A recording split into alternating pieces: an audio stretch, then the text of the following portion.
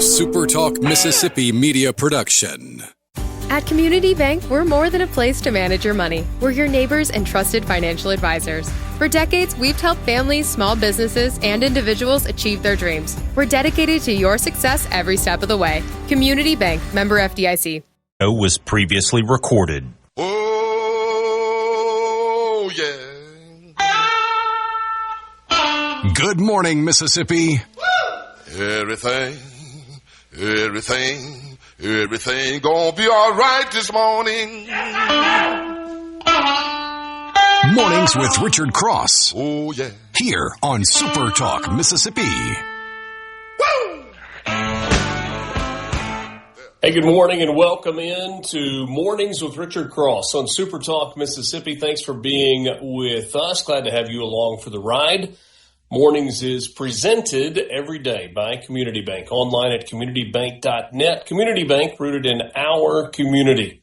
Today is May 29th. It is Friday. Today is the day that college baseball regionals begin, and we've got lots to get to with you this morning. You're going to hear from a number of the conversations that we've had earlier in the week as we roll along on this Friday, and then we've got some new stuff for you as well. You can always join the conversation on the C Spire text line at 601-879-4395. C Spire, customer inspired. Weather is something that's on the mind of lots of people as we go into postseason baseball play. So we'll give you the weather forecast for the three regional sites that people are locked in on in Mississippi this weekend. Starkville, high of 83 today. A stray shower or thunderstorm is possible early in the day, but mostly cloudy skies throughout the day. Winds out of the south-southeast at 5 to 10 miles per hour. Saturday, looking ahead through the weekend, looks pretty good with partly cloudy skies and a high around 90. Sunday going to be hot and humid, chance of thunderstorms, especially later in the day. So we'll keep an eye on those. But looks like at least the first couple of days, the Starkville Regional going to be pretty good. Hattiesburg, where Southern Miss is hosting, high of 87 degrees. A stray shower or thunderstorm is possible early in the day today. It looks like as we get into game time, and they had a change in game time, moved it up an hour to noon first pitch for game one, in which Southern Miss will be playing. Looks like that's going to be to avoid some weather issues. Cloudy, high of 87 today with winds out of the south-southwest at 5 to 10 miles per hour. Humidity kicking in Hattiesburg at 75% today. Saturday looks good. Sunday could be a little bit of an issue. Maybe Monday, if it were to go to a Monday finish, increased chances of showers and thunderstorms in the afternoon and the evening. And then we leave the Magnolia State, which we rarely do with our weather forecast, but let's check in on Lincoln, Nebraska. Well, high of 75 today, and the hope is that the rain is going to get out. Going to be a steady rain in the morning with showers continuing into the early part of the afternoon, a high near 75, winds out of the east and southeast at 10 to 20 miles per hour. The chance of rain early today, 90%. Rainfall around a quarter of an inch, but it looks like it's going to get out late afternoon or early evening. So it could be a late night for Ole Miss baseball, but likely to get the game in low tonight in the mid-60s. It's going to be cloudy with a slight chance of a rain shower as we move forward into the weekends. Rest of the weekend actually looks like it's going to be pretty good with highs in the mid-80s and the rain chance dissipating as we move along. Today, as I said, May 29th. Some birthdays to look at. Patrick Henry, the American revolutionary and founding father, famous for his Give Me Liberty or Give Me Death speech. He was the first governor of the Commonwealth of Virginia, born on this day in 1736. Former President John F. Kennedy, born on this day in 1917, the 35th president of the United States. He served from 1961 until 1963, the youngest elected president in our country's history. And, of course, he led during the Cold War time in which the Cuban Missile Crisis took center stage. And we had the space race going with the Russians. He was assassinated in Dallas in 1963. The legendary Bob Hope was born on this day in 1903, the English-American comedian, actor, and entertainer known for his USO tours where he went and entertained troops with one-liners and films like the Road series with Bing Crosby. His career spanned nearly 80 years. 80 years. What a life for Bob Hope. Danny Elfman was born on this day in 1953, the American composer, singer, and songwriter, famous for film scores like Batman, Edward Scissorhands, and The Nightmare Before Christmas, and the theme for The Simpsons.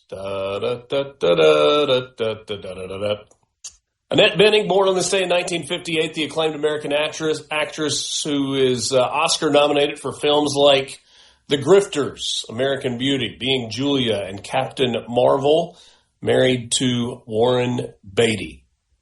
On this day in 1453, you had the fall of Constantinople. Ottoman armies led by Sultan Mehmed II captured the Byzantine capital after a 53-day siege. The event ended the Eastern Roman Empire after over 1,100 years and marked a major turning point, ushering in Ottoman dominance in the region and the Renaissance in Europe as scholars fled to the West. In 1790, Rhode Island became the last of the original 13 colonies to ratify the United States Constitution when they officially joined the Union.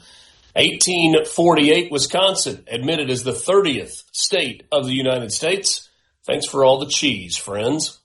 In 1919, British astronomers Arthur Eddington and others successfully test Albert Einstein's theory of relativity during a solar eclipse expedition in West Africa, photographing the bending of starlight around the sun. This provided key confirmation of Einstein's work.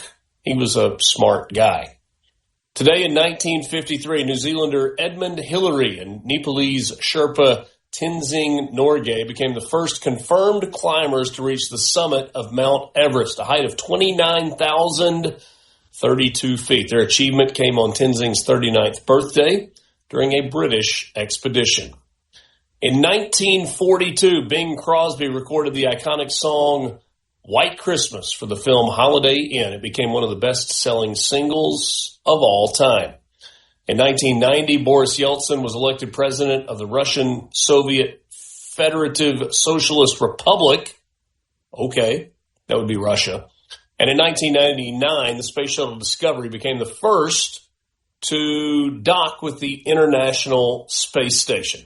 So that is some of what has happened on this day in history, May 29th. Time to take a look at some news headlines this morning. Turkey season was good for our turkey hunters this year. Mississippi set a new harvesting record this year. The Mississippi Department of Wildlife, Fisheries, and Parks said yesterday that the most recent turkey season yielded 17,907 birds, reported through the state's Game Check platform. That figure surpassed the previous record of a little over 15,000 birds set in 2024. It's the highest number that has been reported since the state implemented the mandatory harvest report.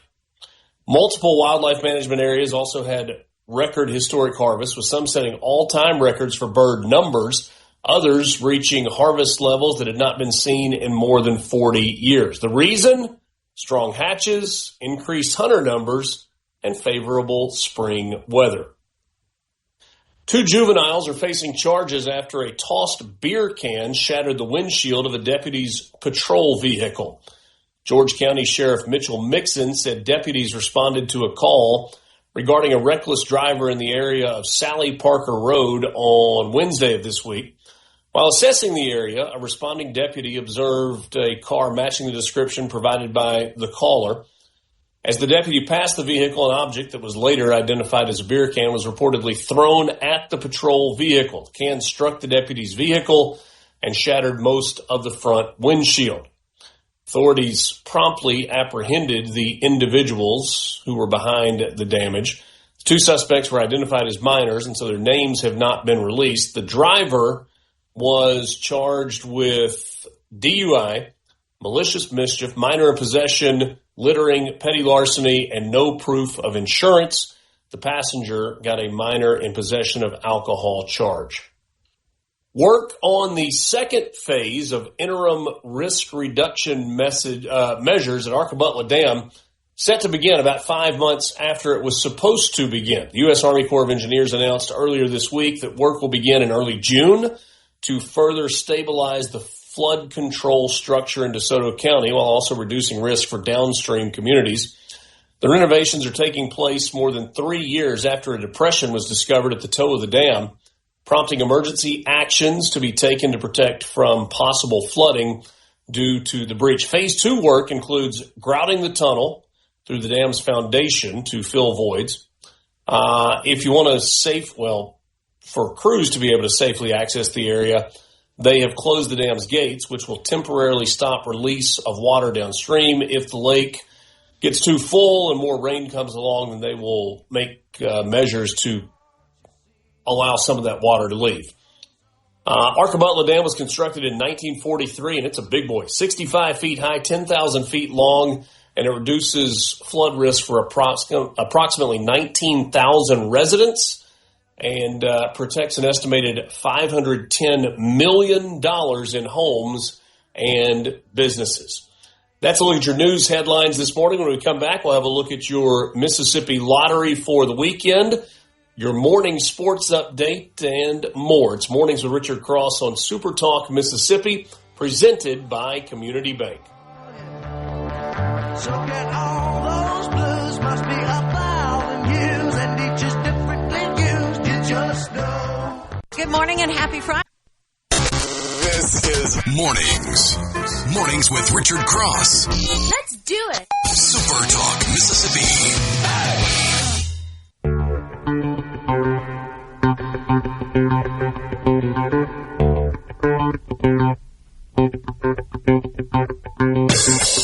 Welcome back. Mornings with Richard Cross, Super Talk Mississippi, presented by Community Bank. At Community Bank, we're more than just a place to manage your money. We're your neighbors, your partners, and your trusted financial advisors. For decades, we've been rooted in our community, helping families, small businesses, and individuals achieve their dreams.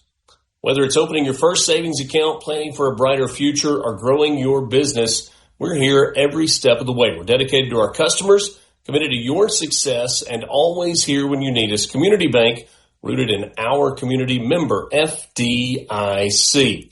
Thanks for joining us this morning. Hope your day is off to a good start. One more news element that we need to get to. We'll do that in just a second.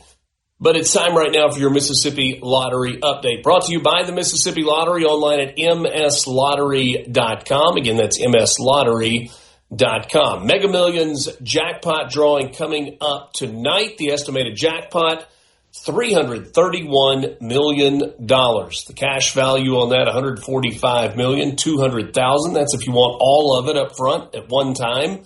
Probably a good idea to do that. So plenty of opportunity to win there. Tomorrow night, the Powerball drawing, an estimated jackpot of $172 million, $75.6 million if you want the cash value of that.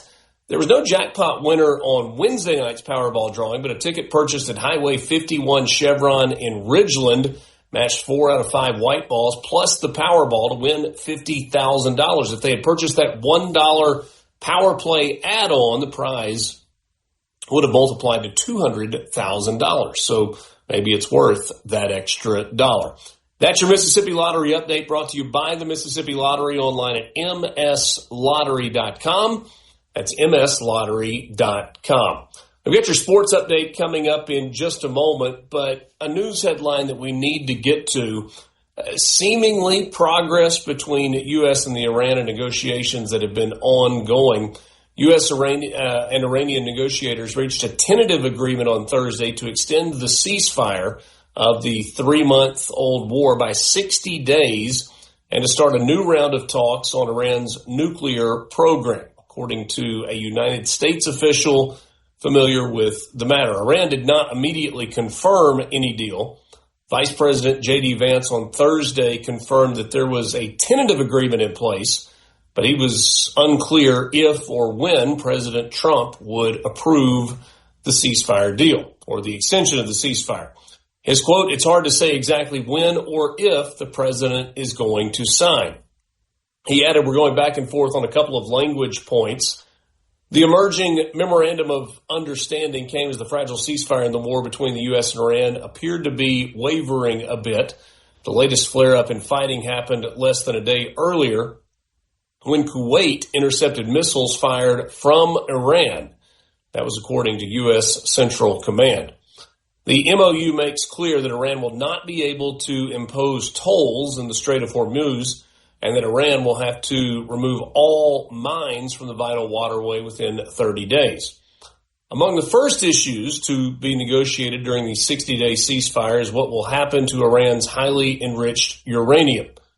The Islamic Republic has 440.9 kilograms of uranium that is enriched up to 60% purity, just a short technical step from weapons-grade uranium at 90%. That's according to the IAEA. Iran has not publicly committed to giving up their stockpile. It's believed to be buried under a trio of nuclear sites that were badly damaged by U.S. airstrikes last year. Also unclear as to whether or not President Trump will be on board with the negotiations surrounding uranium. There's been some talk about China and Russia holding the stockpile. Yeah, that sounds like a bad idea. So those are your news headlines this morning. It's time for your morning sports update brought to you by Pearl River Resort, online at pearlriverresort.com. Pearl River Resort is your home for family fun, casino thrills, and live entertainment. Check them out, pearlriverresort.com. And don't forget, you can book your tee time for the Dancing Rabbit Golf Club, whether it's the Oaks or the Azalea course at dancingrabbitgolf.com. That's dancingrabbitgolf.com. The Southeastern Conference is looking to crack down on sports betting among its student athletes. Commissioner Greg Sankey announced Wednesday at the conference's spring meetings in Florida that student athletes will soon be required to watch an educational video related to sports betting. The video must be shown to all SEC athletes prior to the start of their first regular season game during the upcoming athletic year.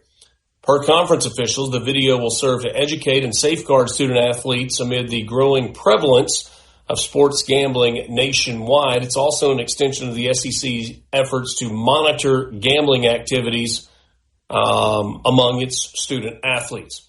The video comes as sports betting activity among young people has skyrocketed in the United States. SEC officials, that's Southeastern Conference, not the Security and Exchange Commission, cited a report showing 58% of people between the ages of 18 and 22 have placed at least one wager, with rates climbing to 67% among students living on college campuses.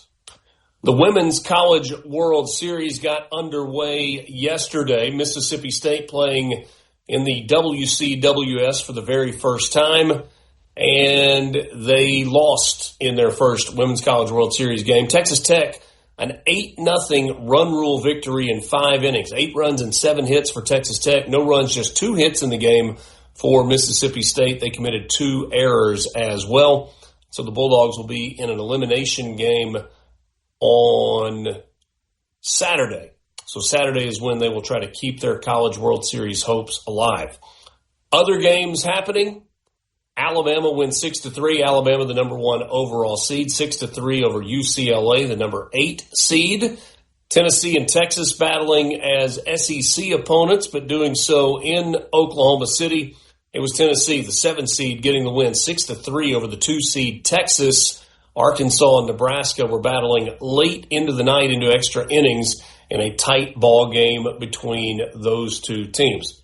So that's what's happening at the Women's College World Series. We get regional play underway today, and yesterday, Mississippi State, Ole Miss, and Southern Miss all announced what they were going to do on the mound in terms of starting pitching. For Southern Miss, who will get started at noon Central Time, Camden Clark will pitch the opener of the Hattiesburg Regional for Southern Miss against Little Rock. In Starkville, where Mississippi State is hosting, Bulldogs elect to hold off on using Tomas Valinkas. Duke Stone going to get the start this afternoon against Lipscomb. And in a game that will be played later tonight in Lincoln, Nebraska, Ole Miss, Mike Bianco announced yesterday that Hunter Elliott would indeed be the Game 1 starter in the Rebels matchup with Arizona State. So Camden Clark going for Southern Miss, Duke Stone for Mississippi State, and Hunter Elliott for Ole Miss. Coming up in the 8 o'clock hour today to start things off, we'll visit with Michael Borky from Sports Talk Mississippi for a bit of a regional preview for Ole Miss, Mississippi State, and Southern Miss. The NBA Eastern Conference has been settled. The New York Knicks are going to the NBA Finals next week, but in the West, well, they're still trying to figure out, and it's going to take Game 7. Victor Wembanyama had 28 points, 10 rebounds, and 3 blocks as the San Antonio Spurs sent the Western Conference Finals back to Oklahoma City on Saturday night. They routed the Thunder 118-91. Game 7, Saturday night, the winner will meet the Knicks, and the winner, whether it's San Antonio or Oklahoma City, will host the Knicks for the first 2 games of the NBA Finals, and then it will return to New York for Game 3. That is your morning sports update brought to you by Pearl River Resort, online at pearlriverresort.com. Pearl River Resort, your home for family fun, casino thrills, and live entertainment. So here's what we've got coming up the rest of the day. Earlier this week, I had a chance to visit with Brad White, the executive director of the Mississippi Department of Transportation. Talked about a lot of the road construction projects that are happening, what that pipeline looks like, and got some info on his recent visit to Washington, D.C. to meet primarily with the Mississippi delegation. That is coming up next. Peter Costa joined me on Wednesday of this week. A lot of conversation about market conditions, what is going on. He talked about this meteoric rise that exists with Micron, a U.S.-based chip maker, and also some big picture thoughts on not just the deficit, but also the debt for the United States. We'll kind of stick with the money theme in the 7 o'clock hour conversation I had yesterday with Grover Norquist. You'll hear from that. Michael Borky to start the 8 o'clock hour, and William Russell from Ballard Partners in the 8 o'clock hour as well. Kind of talking big picture news items, including the war with Iran and some of the upcoming elections and redistricting. All of that on the way. It's Mornings with Richard Cross, Super Talk Mississippi. Thanks for being with us on this Friday morning, May 29th. Every morning I would see her waiting at the stop. Sometimes she'd shop and she would show me what she bought. All the people stared as if we were both quite insane. Someday my name and hers are going to be the... From the Seabrook. Since you're up early, you get the news first. Back to Mornings with Richard Cross on SuperTalk Mississippi and the SuperTalk app.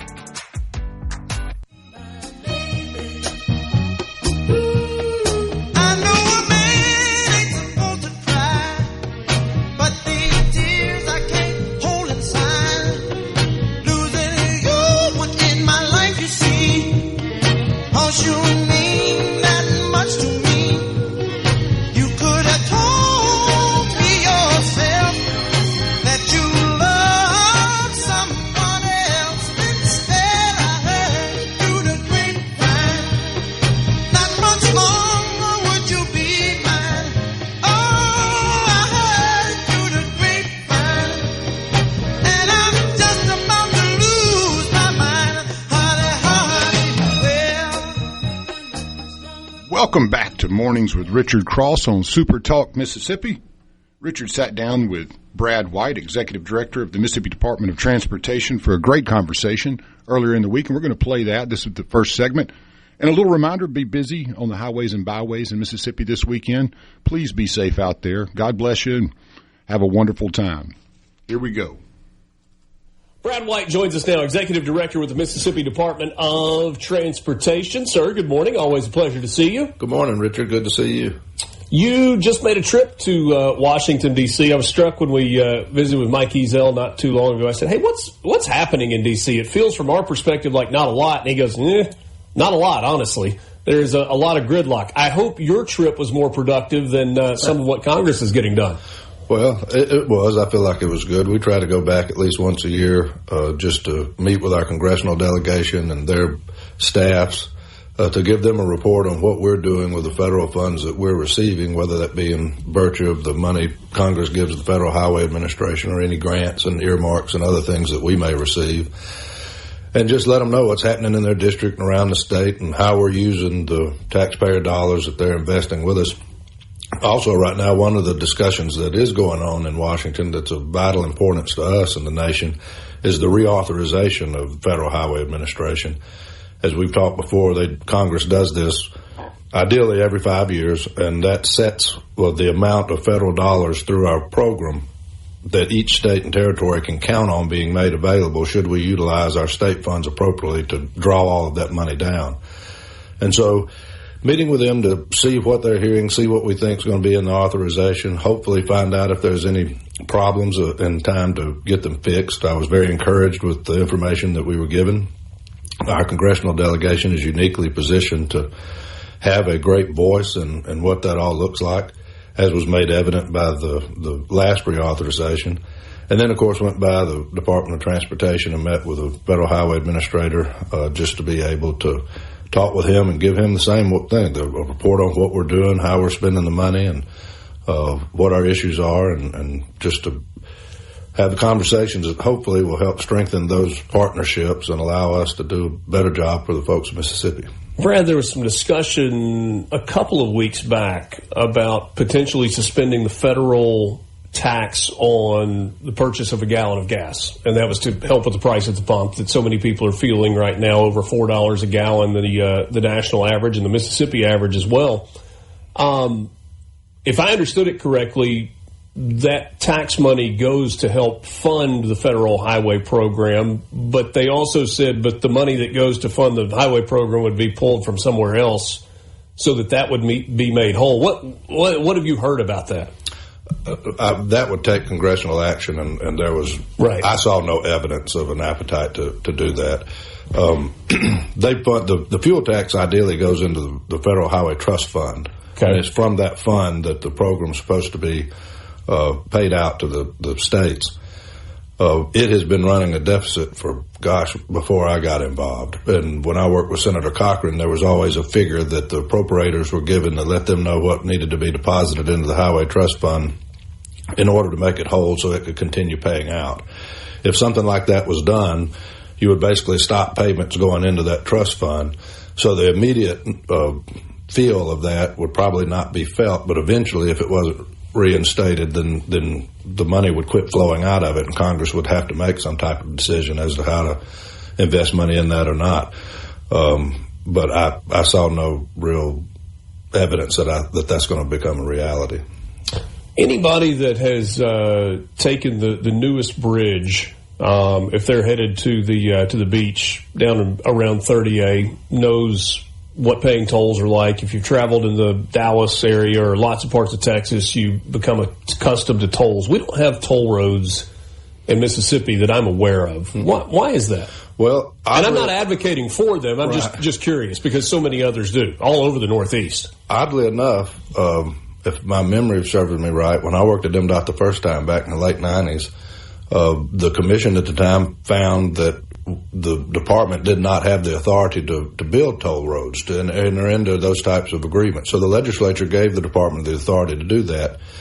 But toll roads are basically a private business. So you've got people that come in, and the concept of that would be that they would build a bridge or a road that would be an alternate route for motorists to take, that they would pay a toll. And this company would come in and they would build the facility needed, whether it's a bridge or a highway or both. And they would be allowed to collect the revenue from that until it was paid off, and then the state could get involved in that. Mississippi's law makes it to where you can't build a toll road unless there are other alternates. For example, there was a big debate back 20 years ago to make the old Airport Parkway or the High Street connector, where High Street would be extended all the way out to the Jackson Airport, that could be a good toll road, because if people didn't want to pay the toll, they could still use Lakeland, they could still use I-20, and that's the way the law for Mississippi is built. And back in that time, there was a company that was interested in building that and it becoming a toll road, but the economy kind of went into recession during that time, if you remember, and the metrics just weren't there to make it worth an investor's time to do it. And Mississippi, as opposed to places in Florida and other places you may find these things, we don't quite have the traffic necessary to justify the upfront investment that a company would make in doing that. Gotcha. Immediately, I got a message on the C Spire text line that said no toll roads. I was not advocating for them. I was simply asking a question. Projects, expansion projects, I-55, Highway 25. I think those are probably two of the biggest right now? Well, they're the next on the list. We have several that's in the queue that we're trying to bring up to construction readiness. We've got over $2 billion worth of construction in just the capacity projects that are already underway, that's either been completed in the last 5 years or that are underway to be completed. The I-55 from Highway 463 up to Gluckstadt, excuse me, and building the approaches to the Reunion ramps there to build the interchange there. That was basically the next project on the list in terms of it being ready to be built if the funds were made available. Next was Highway 25 in Rankin County, which is the widening of Lakeland Drive out in that way. The legislature provided the department with $150 million in capacity funds. That's not enough to secure all of the money for those two projects, but it was enough to allow us to go back into our federal program, looking at what resources we have and being able to piece things together to get both of them, as well as the third project on the list, which is what I consider the first leg of the I-55 widening in DeSoto County.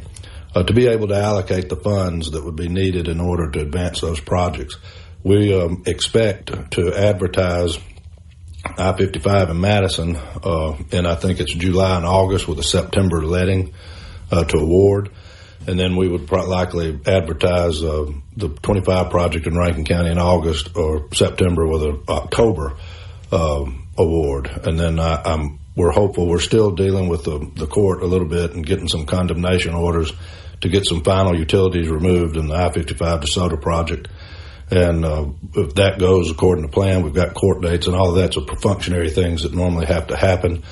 If we get that done, then I expect us to be able to advertise that project shortly after the first of the year. And with any luck, we'll be able to be breaking ground on all three of them in the spring. When you say widening of I-55 in DeSoto County, what are you talking about? Adding making that 6-lane instead of 4-lane? Yeah, just adding lanes. What, the Tate County line? Well, that's a very expensive project. I think the last time that they looked at the entirety of what the data said needed to be redone and rehabbed, you were looking at over $1 billion just in that project altogether. Oh, wow. So about the time I came on board back with MDOT, the decision had already been made to split that into three parts that could be maybe easier to bite away at a little at a time. So this would be the first one, the most northern leg of that artery. That would just be adding lanes and making it to where it can better accommodate the traffic congestion that they're experiencing now. Because there are parts of I-55 in DeSoto County that go all the way to 8 lanes, right? That's right, right out of Memphis, right. Yeah. All right. We've got questions coming in on different highway projects that you're curious about. We will ask Brad White about those, Executive Director with the Mississippi Department of Transportation, when we continue and we wrap up the 7 o'clock hour of Mornings with Richard Cross on SuperTalk Mississippi. More coming up with you right after this. You couldn't have been too much more intense. I ain't no psychiatrist, I ain't no doctor with degrees, but it don't take too much time to see what you're doing to me. You better think about what you're trying to do to me, yeah. Let your mind go, let yourself be free. Oh, freedom.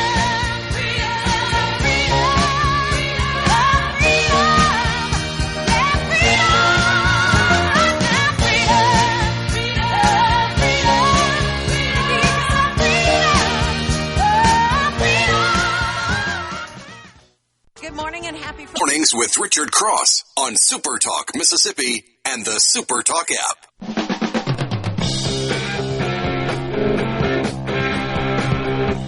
With with you. Mornings with Richard Cross, SuperTalk Mississippi, presented by Community Bank. Bank local, bank community. Brad White is my guest, Executive Director with the Mississippi Department of Transportation.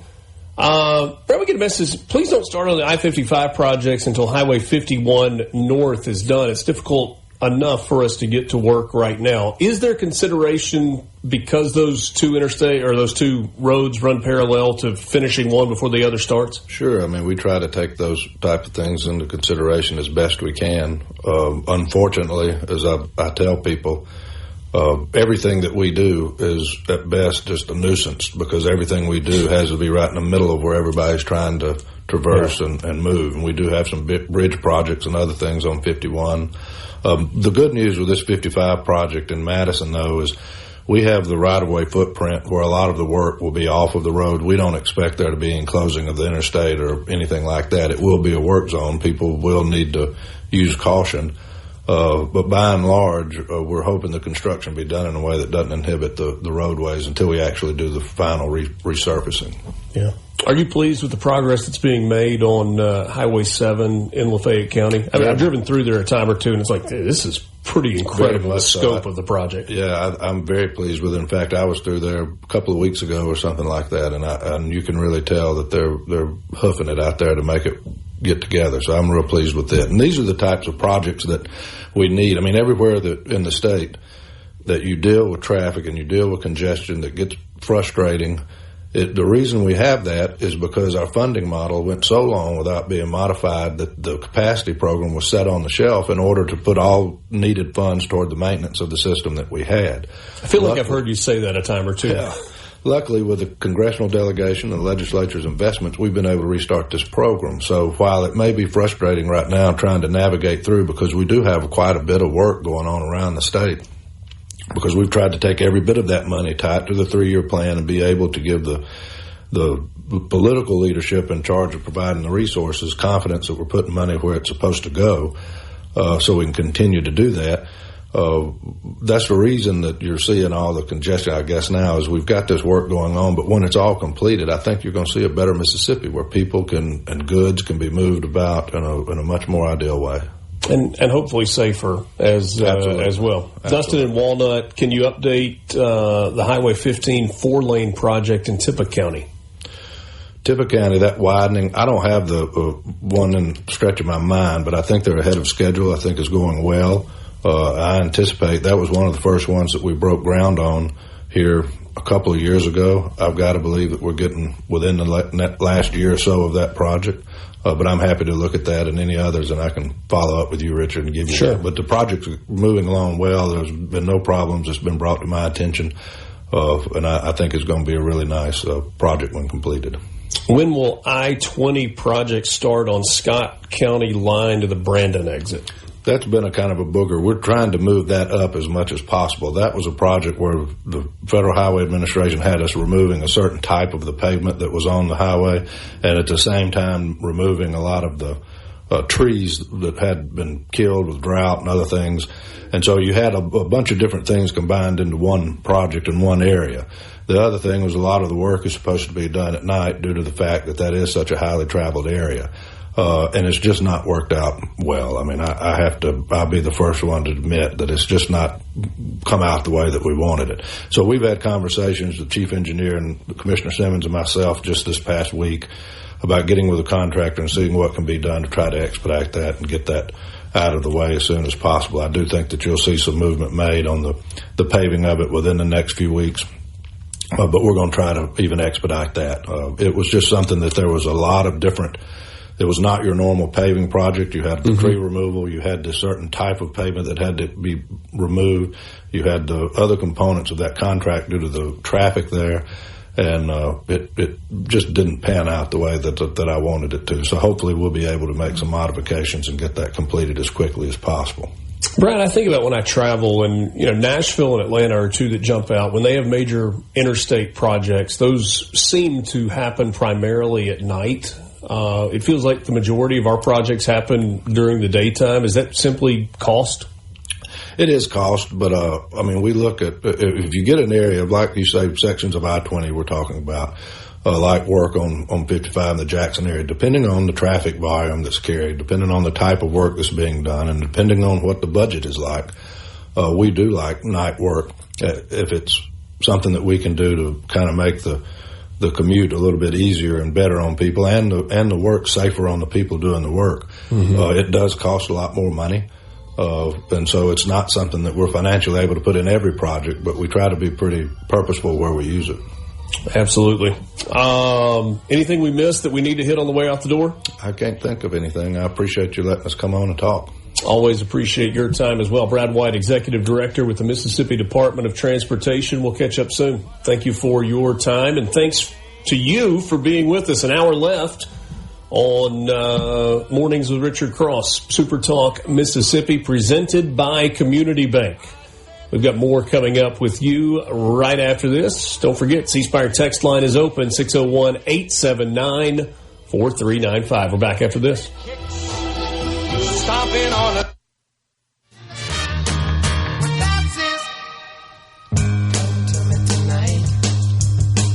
Come to me tonight. I take you in a fine sight.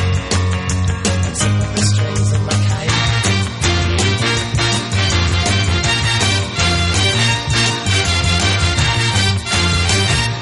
Judy in the sky.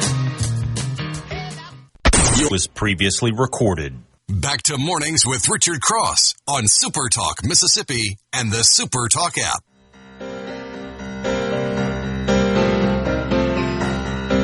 And the night got deathly quiet, and his face lost all expression. Said, if you're gonna play the game, boy, you gotta learn to play it right. 'Cause you got to know when to hold 'em, know when to fold 'em. Welcome again. It is Mornings with Richard Cross, presented by Community Bank, online at communitybank.net. At Community Bank, we're more than just a place to manage your money. We're your neighbors, your partners, and your trusted financial advisors. For decades, we've been rooted in our community, helping families, small businesses, and individuals achieve their dreams. Whether it's opening your first savings account, planning for a brighter future, or growing your business, we're here every step of the way. We're dedicated to our customers, committed to your success, and always here when you need us. Community Bank, rooted in our community, member FDIC. Peter Costa is my guest, former market analyst with CNBC and former governor with the New York Stock Exchange. Peter, always a pleasure to visit with you. Customers at Community Bank and other small banks probably have a similar question for their local banker. Hey, is this a good time to refinance? When's my mortgage interest rate going to go down? The Fed is an interesting conversation right now. The new chair of the Fed is in place. The old chair, Jerome Powell, apparently not going anywhere, and some of his allies seem to be blocking maybe the priorities of Warsh, the new chair, going forward. What do we see here? Well, I mean, early on, it looks like he's going to be in for a challenge trying to get, interest rates down. I think, if you really look at the data, though, it doesn't warrant any kind of interest rate decrease. So I think right now for the next 2 or 3 months, you're not going to see any movement from the Fed. I think when you want to look towards the end of the summer, I know it's people who want to refinance don't want to hear that, but I think that you're probably going to have to wait until the end of the summer before we see some sort of movement on that. I think part of it is, due to the war in Iran. I think that's, even though they'd like to say that's not really on their radar, it is on their radar because it's, with energy prices skyrocketing across the country, inflation is starting to really peak its head. And I do think next month or the May inflation report is going to be pretty significant. So it's very hard to, lower interest rates when you see that. And, he does have, a lot of pressure from the president because the president wants rates to go down. But I think that the overall opinion of the on the FOMC is that rates shouldn't go anywhere. And I even wrote in my column, I think 2 weeks ago, that I think there's a possibility that there might be a rate hike. I mean, it's possible. I've seen a few analysts say that there is a possibility of a 25 basis point rate hike at the next meeting. I don't think you're going to see that, but I think there is a possibility at some point if the data doesn't start to at least level off, there is a possibility that they may go that route, which would be, that would turn the market around quite fast. So, we'll wait and see. I'm not sure if you're going to see it. I'd probably give it a 30% chance, but 30% is more than I would say 6 months ago. Is all of this tied to the ongoing conflict in Iran and energy prices related to the Strait of Hormuz, or is there more to it than just that? Well, I think that's, a good part of it, but you have an economy that's actually, even though, people might argue, the economy is doing okay considering everything that's going on, considering that inflation is starting to peak its head again. Employment is still fairly strong. It's not the strongest you want. You'd love it to be a little stronger, but it's not. You're not seeing a large uptick in unemployment numbers. So with the economy doing fairly well and some sectors doing really well, you just go into AI and, there's still the money that's flowing into these different infrastructure projects is mind-boggling. So, there's money being moved around. It's, there's no stagnant. The economy's not stagnant. The economy is going to keep growing. It's not going to grow at 4 or 5% like it did after the pandemic, but sure enough, we'll probably be at around 2.5–3% for the near term. Peter, we've talked in the past about the difference between institutional investors and just regular everyday folks like you and me and Lance and our listeners that maybe you're doing a little bit of investing from a retirement standpoint. Maybe they're picking stocks here and there. Without institutional investors, we don't get to the kind of pricing that they're talking about for a SpaceX IPO. We don't see the crazy growth that NVIDIA has continued to have, kind of defying the odds that it can continue to grow at the rate at which it's growing. What does that mean in terms of the market and what these big money investors believe about the future of AI technology and technology stocks in general? Well, Richard, I think that's a little bit of a misnomer that the individual investor is missing out. People have, granted, pension plans are not as big as they used to be, but still state pension plans, university pension plans are a significant amount of investment money, and they are in these stocks. So you may not see people saying, I bought NVIDIA, $92, 10 years ago, it split 5 times. You may not see that, but they might hold several mutual funds, an ETF, or any number of things in their retirement accounts, in their 401ks. They're still benefiting from it. This institutional investing, that money comes from somewhere. It comes from universities, it comes from corporations, so you're not directly seeing that. But if you look at whatever you have as an investment, may it be a mutual fund or an ETF or, you're seeing that growth. You're seeing that. You're not seeing maybe 100% return in a year, or like Micron, for instance. I've never seen a stock trade like that in my whole life. And I've been in the business. I've seen a million different things. I've never seen anything like Micron. But institutions hold it, and those institutions are not just, the Bank of New York. The Bank of New York has investors, and those investors are individuals or individual groups. So eventually the money is coming back to the individual investor, but not directly as if you just went onto your Charlie Schwab account and bought the stock. So, you're still benefiting from it, maybe not in that direct, 80% return, but, some people invested in some of these mutual funds and some of these ETFs that are up significantly, and, they're doing well, and then some people aren't. So the investors are still there. It's just not a direct investment anymore. Let's talk a little bit more about investing. We know that a significant number of Americans live paycheck to paycheck, and they're worried about paying to fill up their car at the gas tank and to buy groceries and to make sure that their kids have got what they need, and maybe they're trying to take a vacation, and the idea of investing feels like, well, that's what rich people do. What about at the beginner level, for somebody that's just out of college, or for the family of four that's just trying to kind of keep it between the ditches, what do you advise in terms of investing for that type person? Well, I mean, it's hard because, if you're living paycheck to paycheck, even, every investment advisor, from the guy on the street to, major players, are going to say the same thing.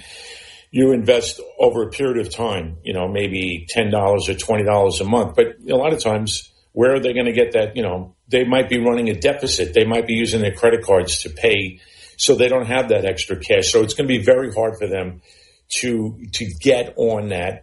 But when there is extra cash, and, it's, you have to weigh, when you're in that situation, you have to weigh, do I pay down my credit card, or do I put $100 away in my Charlie Schwab account? It's very, very hard. And, I think that it is a problem in this country. And I think one of the things, and I really do like the Trump plan about, giving every child under 18, getting $1,000 to start an investment account. And that, I think, is an incredible idea. And I think that's one of the things that is going to help, these young people, the kids that are still in high school, or maybe even in elementary school. Those kids at some point will end up having money to pay for an education, or pay for, or college, or, a trade school. And I think that, to me, is the way to go. I think the government, I don't really want to see the government helping out in a lot of ways, because I'm more of a libertarian on some extent. I'm a Republican, so I don't want to see the government involved in anything. But I think that this is actually a really good plan. I really like it. I think that there probably going to be something at some point from the administration where it'll be a family plan, and that might be very helpful to people that really can't afford to put away that $50 a month. But if you have some sort of plan where the government, or the federal government, gives you $1,000 to start an IRA, maybe that'll get people in motion to do that. So, I mean, sometimes you just need a kick in the butt, and I think that I think it's a help. I do. It's going to cost a lot of money, but at the end, it's going to be very helpful for a lot of people. Everything we do costs a lot of money at the federal government level. It feels like there are far dumber things that we as a country spend money on than maybe jump-starting some savings for the American population. We'll continue with Peter Costa. When we come back, there's this real number that is the national debt, but it also feels like a mythical number that's out there. What's the reality of that when we come back? From the Venable Glass Trap, Richard Cross on SuperTalk Mississippi and the SuperTalk app. Bound by wild desire, I fell into a ring of fire. I fell into a burning ring of fire. Oh, he wants to sing. Let the man sing. Oh, my God. Johnny Cash. Man. I know it's Cowboy Tuesday or whatever it is in Mississippi. What is it, Cowboy Wednesday? Country Music Wednesday. Yeah. Oh, my God. You hit on that song. I love that song. Mornings of Richard Cross. Peter Costa is my guest, former market analyst with CNBC and a former governor with the New York Stock Exchange. In 1946, our national debt was at 106% of GDP. Since 1946, that number has gone as low as about 25%. We are currently at just over 100%, with a cool $39.1 trillion in debt as a country. Projections are that are by 2056, so 30 years from now, that number will be at 175% of GDP. This is a very real number, Peter, but it feels also like we just kind of keep on going about our business, right? We worry about, like I said earlier, putting gas in our cars and feeding our families and paying our bills every month. Give us a sense of what this means. Well, I mean, just the interest on that debt is probably, I think, the way I remember it is that the interest on the debt is more than the GDP than 95% of the countries on the planet. So that we're paying, probably $3 or $4 trillion in debt. I mean, the problem I see with that is that the U.S. is not buying all that debt. The Chinese are buying it. You name it. There are people out there that are buying that debt that puts us in debt to other countries. I think the Chinese own a little bit under $1 trillion worth of U.S. debt. It's about the interest it's just going to compound no matter what the interest rates are. Even if they drop the interest rates to zero again, we're still going to be paying a tremendous amount in interest. And I think that, the government, and this is the Republicans are to blame as well. I mean, the Democrats and the Republicans just continue to write checks, but they don't have the cash for the check. So they just borrow and borrow and borrow. And, as long as the U.S. has, credit rating that's at least investment grade, people are going to keep buying that debt. And I don't know. I mean, the end result, I'm not sure what the end is going to look like, but I do think that at some point there's going to be a reckoning, and I don't think it's going to be in our lifetimes. I think that we'll probably be able to kick that can down the road for another maybe 30 years to where we are, 170% of our U.S. GDP. And at some point, to me, it could be just a financial ruin. I don't want to be the bearer of bad news because it's not going to happen tomorrow. And most people are more worried about their own debt, how much they have on their credit cards, what they're paying, And the reality of the situation is this is the U.S. government at some point may not be able to fund what the defense budget, alone is $1 trillion. So it may not be able to fund it. And, the only way to reduce that debt is increase spending. Increase taxes, which is that's a death knell for anybody who wants to do that. And, there's no answer. You can ask any analyst. They'll just say it's a disaster waiting to happen. I agree. I wish I knew the answer. I knew the answer. I would at least tell you, but I really don't know the answer of how it's going to play out, but it's not getting any better. And as long as the U.S. federal government keeps spending more than it brings in, you're just going to have this. This is going to continue for, the foreseeable future. For perspective, during the course of your answer to that question, our national debt grew by $1.8 million. Yeah, I have that same app on my phone. Yeah, I just pulled it up. It just kind of shows it constantly moving, and it's staggering when you think about it in terms of that. We've kind of lost the plot of what $1 million is. Most everybody that you and I know, if you handed them a check for $1 million, it would change their life dramatically. Not everybody, but for most. And yet, in a 2-minute answer to a question, we just trickled off $2 million more on the national debt. It's almost incomprehensible. Well, I think that's one of the problems, Richard, is that it is incomprehensible. People don't have and I don't either. How do you wrap your arms around $30-some-odd trillion in debt? If I have a $300 bill on my credit card, I'm like, I don't want that. I'll pay it off. How do you sleep at night with that kind of? But I think, and I think as well as I do that I'm not a big fan of the politicians in Washington. I don't even think they care. They have their own projects. They want to, spend money to make sure that they get reelected. And, it doesn't matter that the income is not matching the output. So, you're going to continue to have this until you have somebody who's actually fiscally conservative, truly fiscally conservative, and knows that it's not going to be popular because anything as far as being fiscally conservative is going to mean there's going to be cutbacks and whatever. And a lot of that, is, might be entitlements, but that's not all there is. It's just, the U.S. government has just gotten too big, and we're funding it or we're trying to fund it, and we're never going to be able to catch up funding it. So it's like it's a Rubik's Cube of a problem.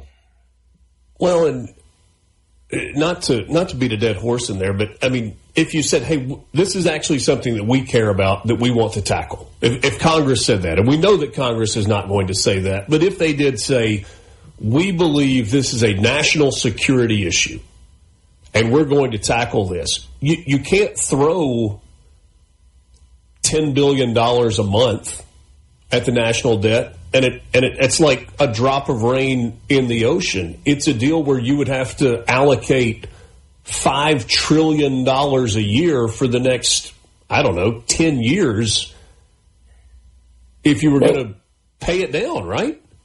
Well, the thing is, if you could possibly even do that, $5 trillion a year, the balance sheet's still never going to catch up.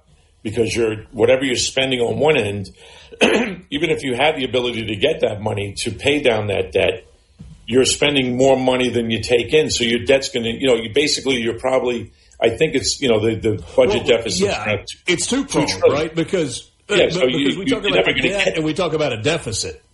Yeah. It's almost impossible. And one of the things that a lot of congressmen or people have said, pass a lot of the functions of the U.S. government to the state. I mean, there's nothing worse than having a state run.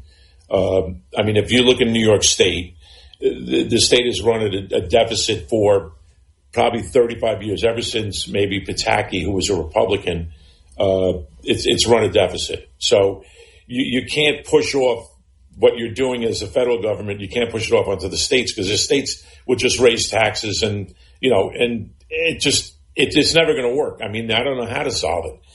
If you keep spending. So let me ask you this. Yeah. Well, yeah, sure. I mean, it's like you have to spend less and you got to pay down debt all at the same time, which means you've either got to cut or make more money. So if you look at a state like Mississippi, who is doing well economically, that constitutionally is required to have a balanced budget year over year, is that going to put a place like Mississippi? We've seen massive economic investment during the Tate Reeves administration. Is it going to position a place like Mississippi or some of the other southern Republican states that seem to be doing well in a better place going forward?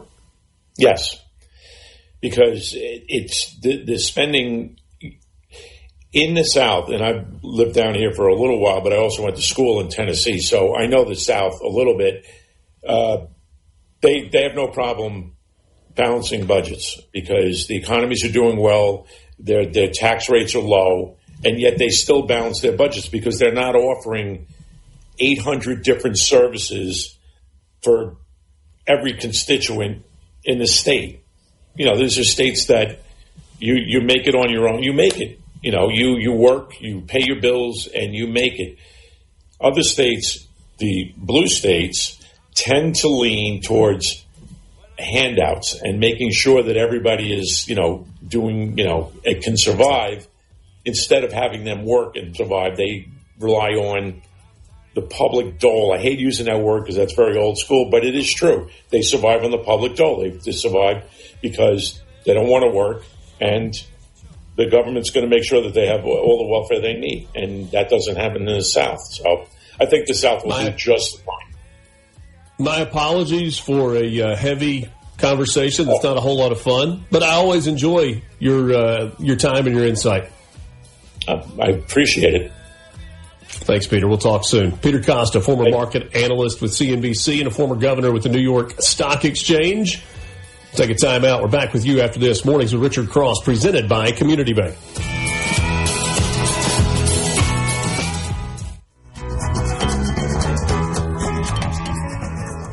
From theSeabrook.com. This segment of Mornings with Richard Cross is brought to you by Covington County Hospital in Collins, where your health matters. Where you come first for news. Fast and free. Mornings with Richard Cross on SuperTalk Mississippi.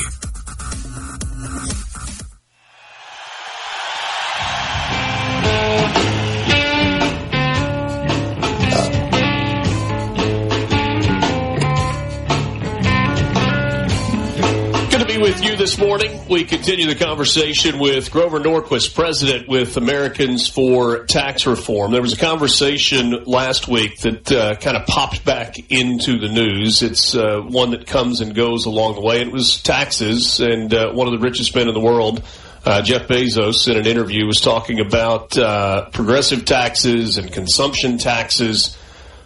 I think most, Grover, are against an income tax. We've had legislators in Mississippi in terms of eliminating the state income tax that called it immoral, that a tax on work is something that is immoral. Is Bezos on to something when he talks about consumption tax? We don't tax your income. We don't tax your private property that you've already bought where you're continuing to pay almost a penalty for investing and for owning property. But when you buy something that you want, you pay a tax on it. Does that generate enough revenue to make up for what we would be losing in income tax revenue? Well, the challenge with taxation in the United States is that we used to spend 1% to 2% of our income on taxes when we were a colony. We were at about 2% through the entire history of the country until World War I. There was a spike up during the Civil War, but then it went back down again. That's when we had an income tax, and the government got more money, and then they got rid of that income tax because they said it was unconstitutional, which it was. That's why they had to change the Constitution to get an income tax. So we used to spend about 2% of the economy on the government. Now the federal government takes 20% in taxes and spends it, and another 10% on regulatory costs, the hidden costs. They're not taxes. They're just the government says your car has to have these 25 things in it that you may or may not want, but you're paying for them. And it's not just your car, it's your washing machine and everything else in life. So some of those regulations may make some sense. Some of them are destructive and hurt people, but none of them are free. And so we're really talking about a third of your livelihood is taken by the federal government, and then the local governments and state governments come in and go after the property taxes and sales taxes. So the point I would make on this is that Mississippi is doing exactly the right thing and is a leader on phasing the income tax down to zero. Not by shifting it to other taxes, but by, as revenue, there's a spending cap in effect, and as revenue comes up above that, you may spend some of it, but a certain amount of it every year is assigned to take the income tax rate down, and it just takes it down until it goes to zero. Mississippi has passed that law, and we worked with Phil Gunn and your governor, Phil Gunn Speaker, and your governor to work to do that. We shared with them the stories of all the other states that were thinking about it or partway into it, so that Mississippi could benefit from other states that had begun this process. Mississippi is now the first state of the new wave. There are 5 that have passed a law like Mississippi's that says we're going to automatically trigger down. But as revenue comes in, if there's a recession, then you don't cut the income tax that year. And Mississippi, Oklahoma, West Virginia, Kentucky, and a month ago, South Carolina. There are 7 others that are on their way down, but they haven't specifically said zero. So North Carolina's gone down to 2.49. And South Carolina says, whoa, you weenies, we're going down to 1.99. And then zero. So there's a real – and the reason why North Carolina is at 2.49 is their target, because Arizona went to 2.5 on their way to zero. So they were 2.5. No, we're 2.49. Like the gas station, they want you to make sure you see we need a score, the gas station. Right? You need to see what the score is, and then try to be one better than whoever the opponent is. I don't know if you have kids or not. I've got 3, and I find that the hardest word in the English language to say to them is no.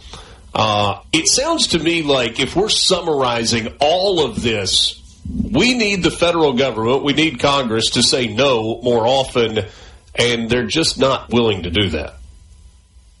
Yeah, this is where taking it step by step and not making a change overnight, but by putting it in. It's kind of like what the Democrats did with their entitlement spending.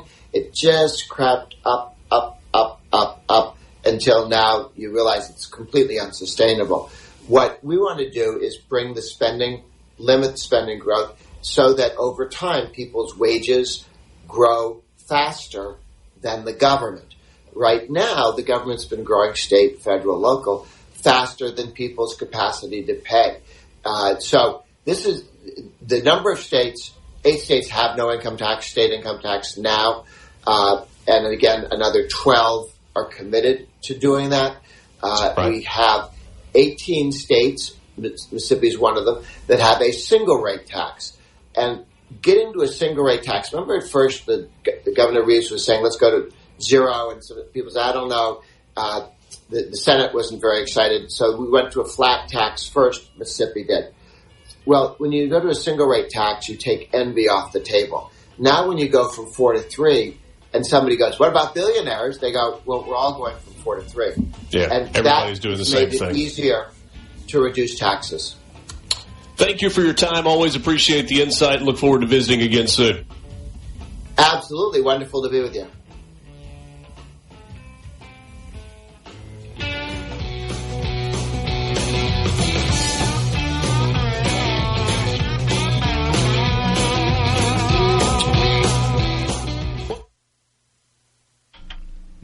That's going to be it for the interview with Griffin for the moment. I'm going to give you an update here. This is Lance Talbert on SuperTalk Mississippi. Mornings with Richard Cross. Welcome back. If you have been listening, greatly appreciated. Busy day in college baseball today. Pearl River and the junior college world took it to the house yesterday. Big-time W.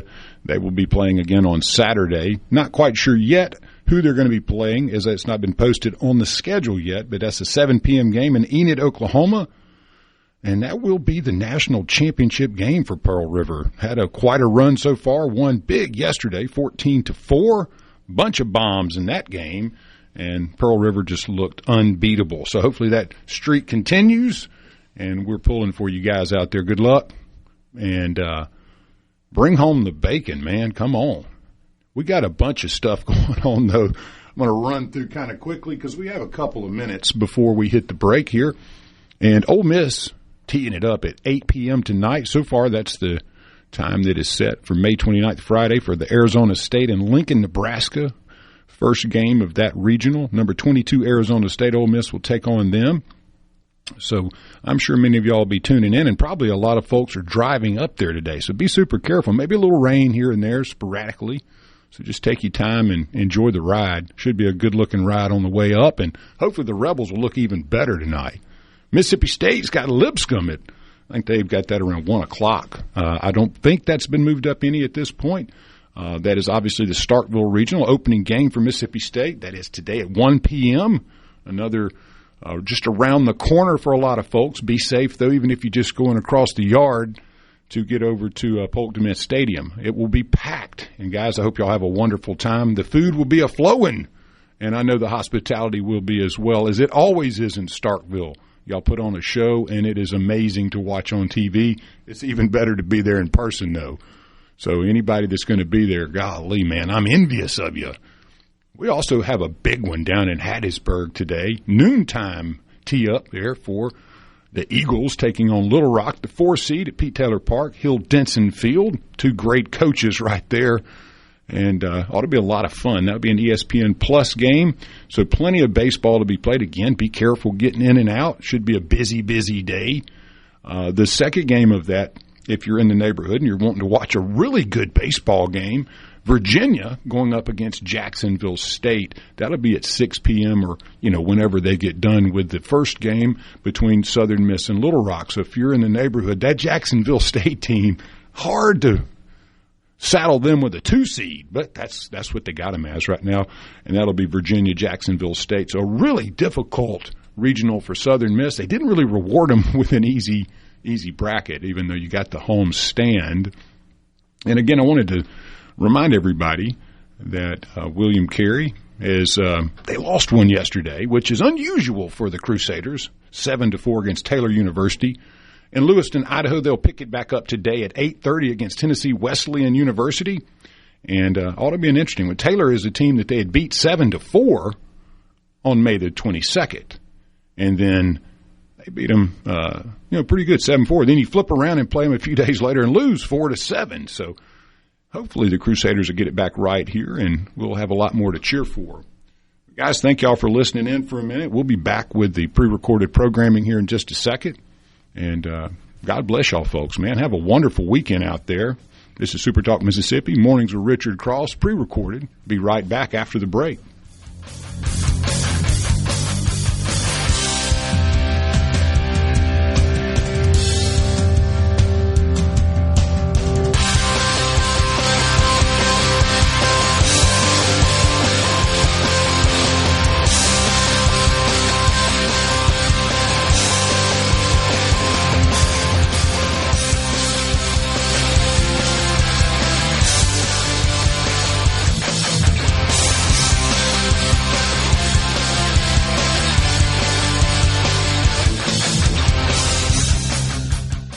From the Venable Glass Traffic. You come first for news. Fast and free. Mornings with Richard Cross on SuperTalk Mississippi.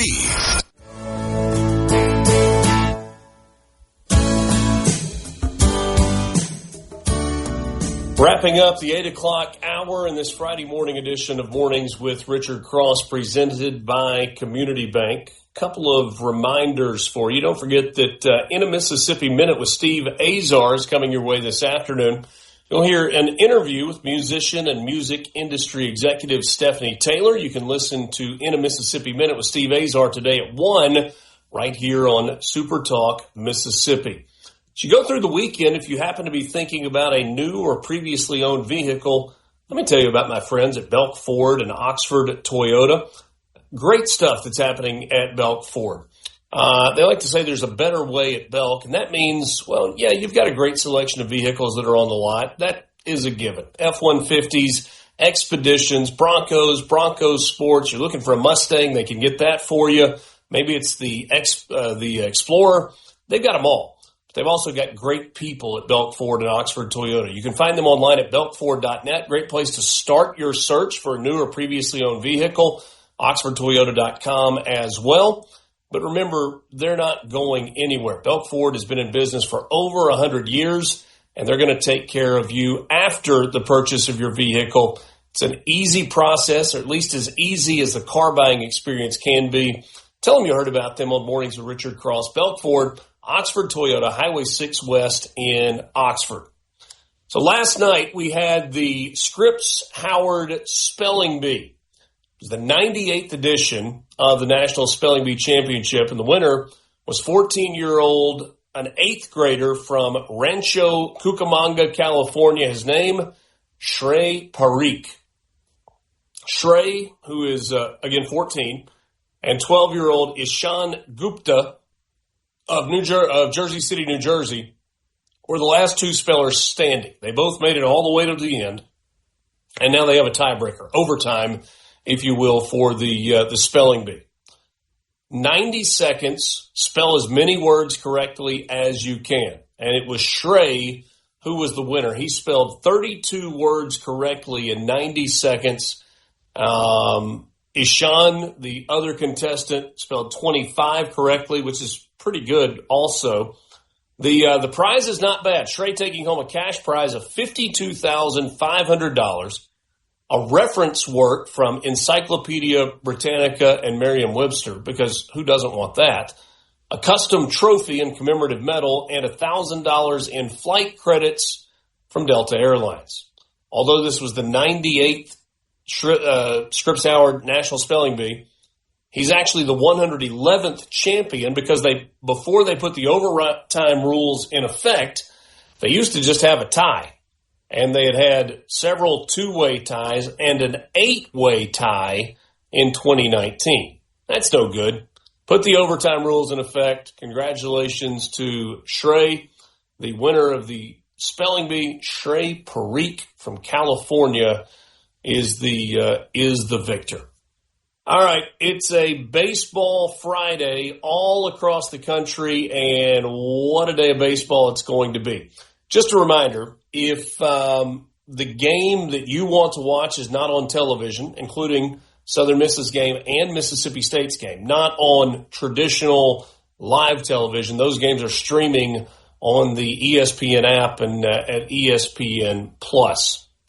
Here's your rundown of games. I won't give you all of them, maybe just some that I think are interesting.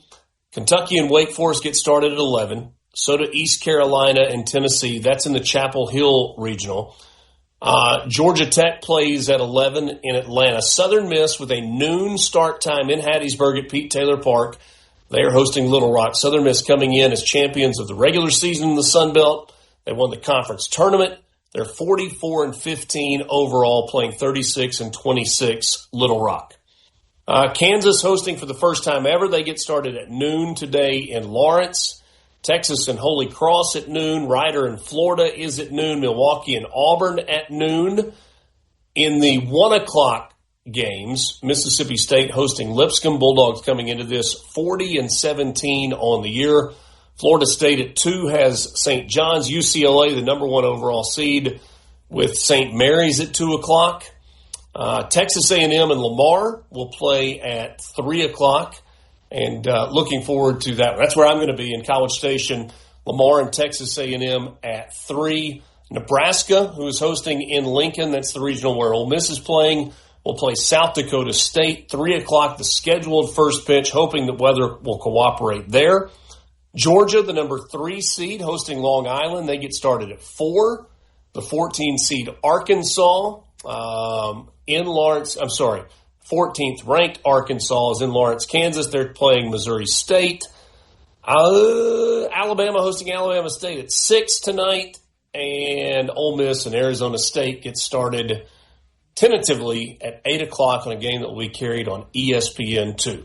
So that is your baseball weekend. We'll be back with you Monday morning to recap everything that happened over the weekend. Look forward to being with you then. Thanks for joining us on this Friday morning, May 29th. Mornings with Richard Cross, presented by Community Bank. Online at communitybank.net. Community Bank, rooted in our community.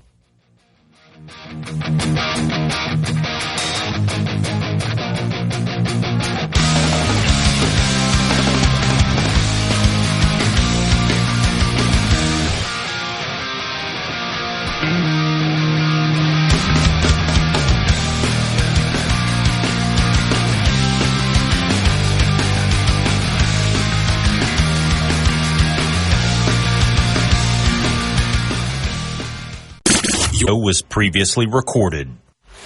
Shaping Mississippi politics each morning. Mornings with Richard Cross. SuperTalk Mississippi.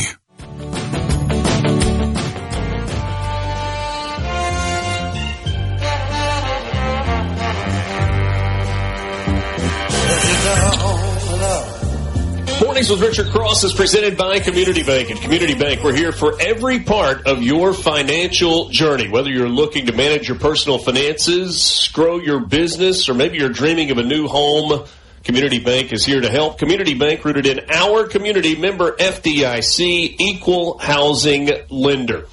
Happy to be joined now by my colleague, Michael Borky, co-host of Sports Talk Mississippi. Normally you hear him in the afternoons from 3 until 6. If you've been listening this week, yes, there's been college football conversation, but a lot of previewing of the upcoming NCAA baseball regionals. Mississippi State hosting in Starkville, Southern Miss hosting in Hattiesburg, and Ole Miss on the road in Lincoln, Nebraska. Borky, how about a little bit of a regional preview? Good morning.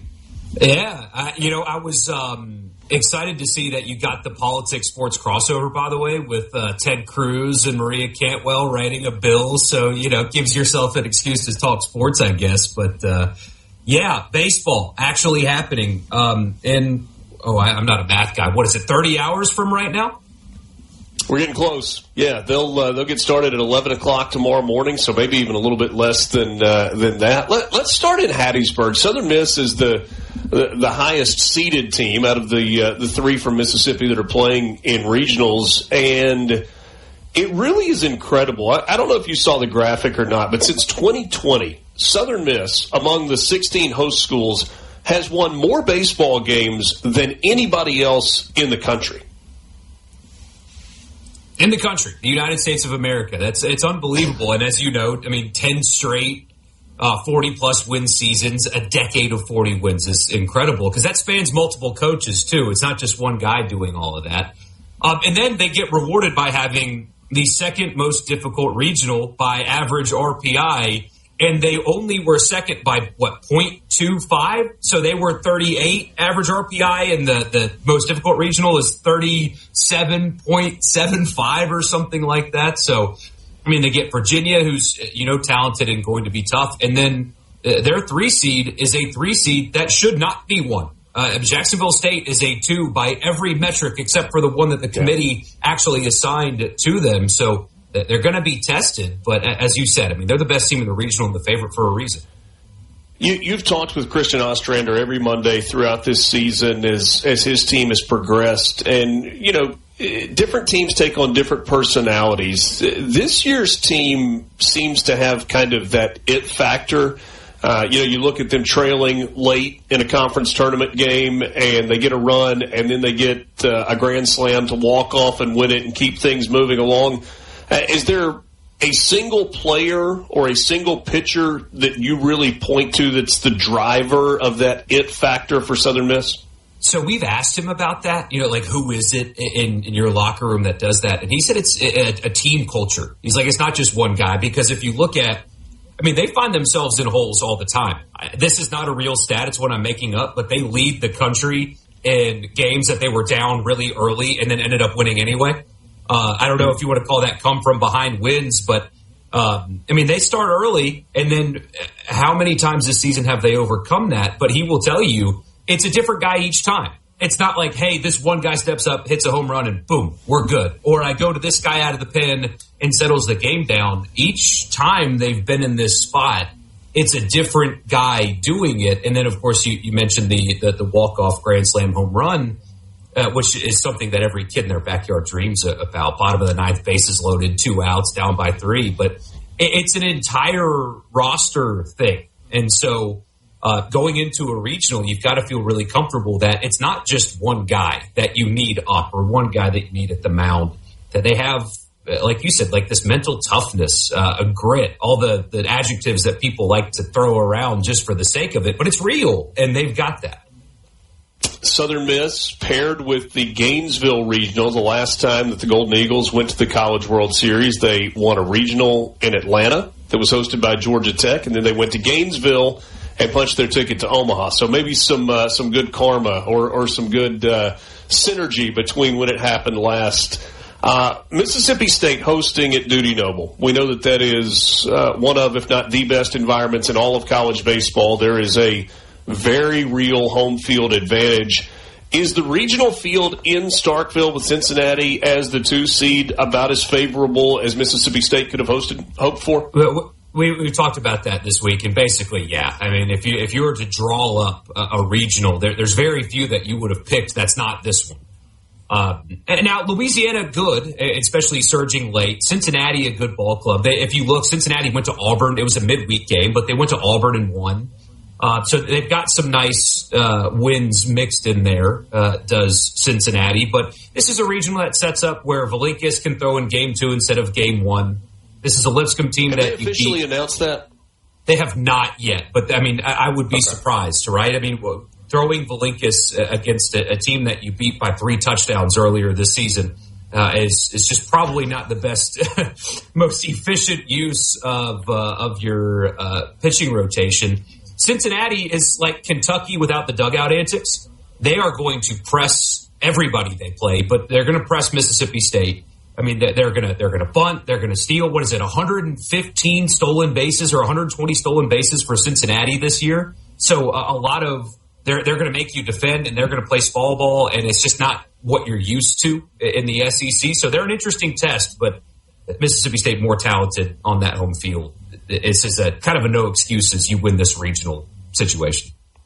And Brian O'Connor and Mississippi State have taken that strategy that they've used in recent years, playing the early game instead of the night game. They say it's because of weather and a little more rest. I feel like that robs your fans of that under-the-lights experience in a regional, but maybe it does make more sense. Yeah, we asked Ostrander about that. It was funny. Richard, I forgot that last year TV made the choice for them, and he was still hot about that on Monday.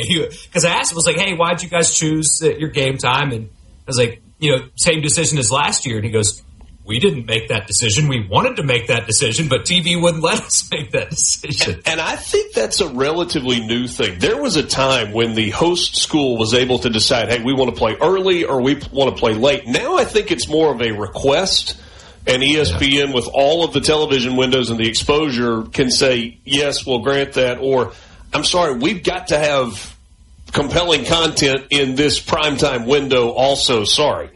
Yeah. But absolutely. And so, yeah, I'm with you. You know me, I'm a pro fan guy, and 1 o'clock on a Friday is not as easy to get to as 7 o'clock on a Friday. But at least it's just one game, right? It's not like you're playing at 1, if you win anyway, and then 11 a.m., then 11 a.m. It's only one of the 3 games over the weekend. But that's what they say, you know, to not get messed up with rain delay and stuff, I guess. But throw your fans a bone sometimes.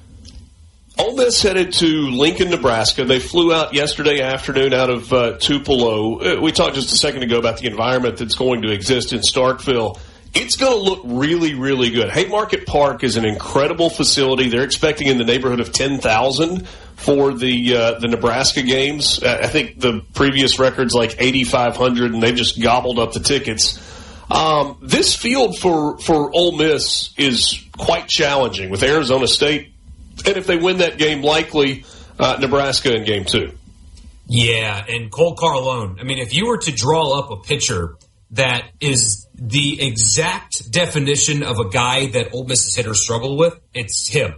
A 6'5" lefty that has, 124 strikeouts in 77 innings pitched.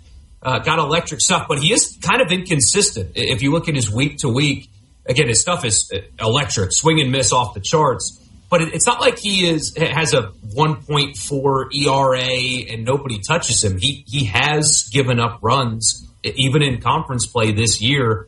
Was hurt, pitched in the Big 12 tournament, and he was okay. But if Ole Miss is able to get past that guy, who, again, is built in a lab to stop this offense, they're in great shape because no team in this regional has anywhere close to the pitching electricity, if you will, that the Ole Miss pitching staff does. By far the best pitching staff in the regional. So if you get past Arizona State, you're in great shape. I'll be interested to see, and I don't think Ole Miss has announced its rotation. Correct me if I'm wrong on that. But you would think probably Hunter Elliott game 1. That's kind of traditionally what Mike Bianco's done.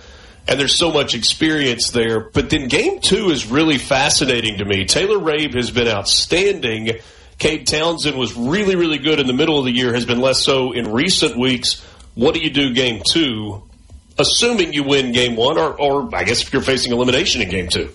See, there's been that conversation of whether or not you consider going to Rabe in game 1 even to match Carlone. And we asked Mike Bianco about it. He gave the line, which was interesting because of what happened last year. You're here to win the regional, not win the game. And that perked my head up a little bit. I thought, why would he say that? But, I mean, your choices, it's 1A, 1B. If you go to Rabe, he's got possibly the most electric stuff against Carlone. But if you go to Elliott, he's your most experienced guy. Both of them are capable of shutting down any lineup that they see in the country because they've done it. So either choice is a good one, but I would go at least Elliott, Rabe, one combination or the other, game 1, game 2. Yeah, and if Ole Miss is able to get themselves to 2-0, the advantage that they have over the remainder of that regional field is just staggering. We'll see how it plays out. Borky, really appreciate your time. Good catching up, and enjoy the baseball weekend. You too, over there in College Station. Absolutely. Michael Borky from SuperTalk Mississippi. From the Venable Glass Traffic. Right. Mornings with Richard Cross on SuperTalk Mississippi. Then the sheriff came around in the middle of the night.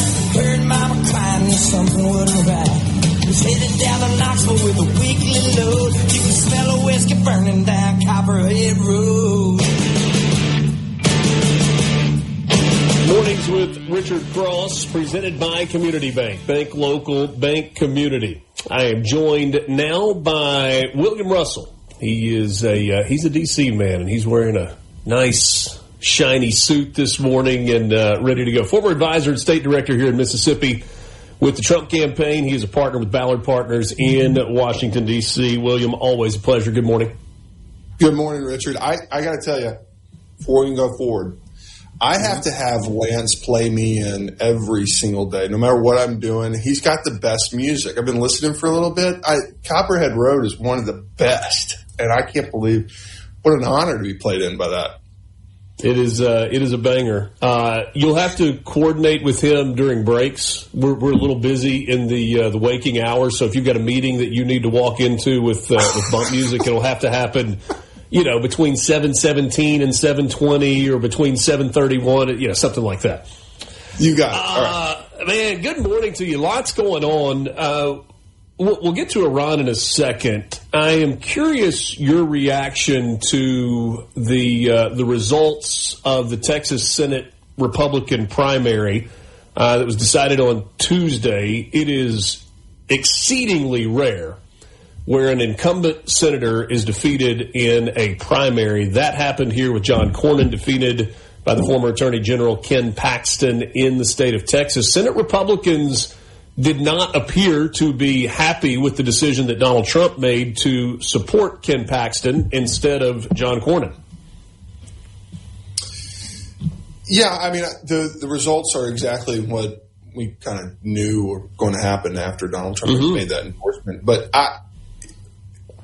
there's two sides of the coin here. Everything. So I'm a true conservative, right? So I want to see somebody who steps into that office and espouses true conservatism, which is what Ken Paxton will do. Now, on the flip side, if I'm thinking like a political strategist, I'm looking to map writ large. And I know that there should be more competitive races out there. And so we're going to end up spending money in Texas, more than likely, against call him what you will. He is a strong candidate, James Talerico is. And even though his policy is all wrong, and I think that it's going to get worse once more Texans find out about the kind of things that he believes, but he's still a strong candidate up there against Ken Paxton. Ken Paxton is not clean as the wind-driven snow. He's got some baggage that he's going to have to deal with. So what will end up happening is national Republicans will kind of be spending more money in a race that they probably shouldn't be spending as much money in. And that's going to draw away from other competitive races around the country. That's always the downside. Now, again, I'm a conservative and I want to see real conservatives, so I'm glad Ken Paxton is up now. I know that when he wins, he will do a great job in the Senate and push things like the SAVE Act across the finish line. And I understand why it would upset some of those in the Senate, some of the establishment that's been there for quite some time, because John Cornyn is one of them. You're taking away from my country club. So I can understand you're kicking somebody out of the country club who's been there for a very long time, almost a founding member. So yeah, and your point about a founding member. I mean, this was a 4-term senator, and we're not talking about 4 terms like in the House where that means 8 years. We're talking about 24 years in the Senate, not some guy who came in and was an outcast from day one and people couldn't wait to see him leave. To me, the other piece of this is kind of the at least allegations of scandal that have followed Ken Paxton. I think he has been either acquitted or absolved of all of those. But when you hear those things over and over and over, especially coming from a overall conservative state like Texas, it does cause you to at least raise your eyebrows a bit and be like, is this okay? Is this who we want in the Senate? Put that up against Talerico's comments like, for example, calling my Lord and Savior, Jesus Christ, a radical feminist. Put him up against several of the other comments that he's made. And I think that when push comes to shove, it's going to be about who gets excited and goes to the polls. And my read on the situation is that while the GOP establishment did not like this decision by Donald Trump and do not like Ken Paxton, the base was yearning for someone like Ken Paxton. And I think that that's what's going to drive this campaign now. And we'll see how it turns out, but I can look back through history at cases like this where a conservative candidate is elected. It upsets the established order and the establishment that controls. And that momentum, that groundswell, grows to the point that it passes all the way through an election day. And I could see that very well happening in Texas. And I look at our own state, like Mississippi, where we've seen conservative candidates or candidates who have run in moderate seats as moderates lose just for one term, but lose to Democrats, and then a real conservative steps up, looks at what happened in that past election and says, this is what the people really wanted. They really wanted somebody like this, and they run like that, and it gets the base energized, and they get out the vote. I don't disagree with you at all from a policy standpoint.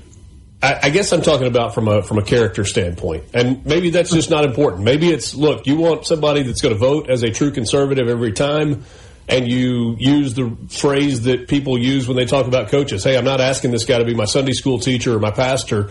I want him to go represent me in Congress and vote the way that I believe, and I think he's going to do that. It's just, I don't know. Politics is icky sometimes. It is. My dad is an orthodontist, and I watched him when I was growing up and through my high school years, and he would say, do you want to be an orthodontist? And I said, yeah, this is kind of a gross, sticking hands in people's mouths, like it's kind of a gross job. I think I'm going to go do politics instead. And that just, now look at me. Well played. William Russell, my guest, a partner with Ballard Partners in D.C. He's worked with the Trump campaign extensively. Was a state director here and a former advisor to Donald Trump's campaign in his first term. Speaking of kind of icky situations, I think Iran falls into that category. I talked about this earlier this week. I'm not really worried about what Tom Tillis is saying. Not really worried about what Bill Cassidy or Thomas Massey are saying. But I do pause when we get a statement like we got from Roger Wicker at the end of last week, when we get a statement like we got from Ted Cruz about the Iran deal and finishing the job in Iran. What is your take right now on that entire situation? And there's a secondary kind of brewing story with regard to the role of Marco Rubio versus J.D. Vance as well. Oh, yes, there is.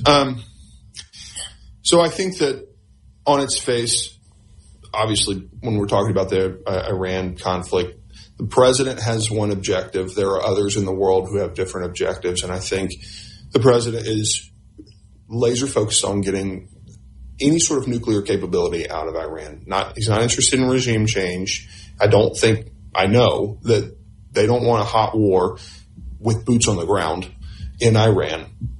And I don't really think the Iranians want that either.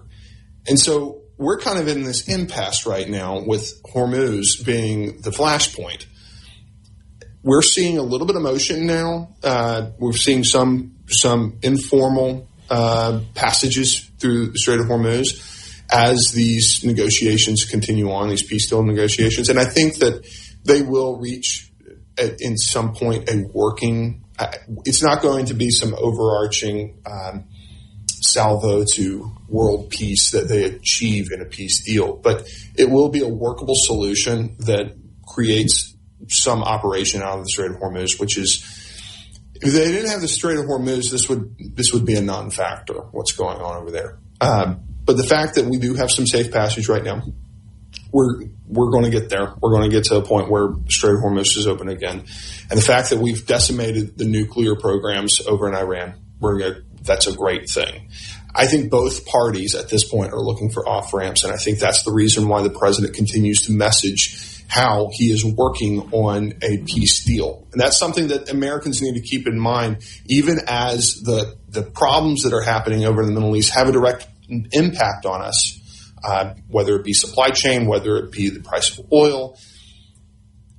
Americans need to keep in mind that there is progress being made, and this was one of those necessary evils that, while it feels very unpopular in the moment, when we look back and through history, this is one of those things that will be a legacy thing when he kind of changed the landscape of the Middle East by doing what he did.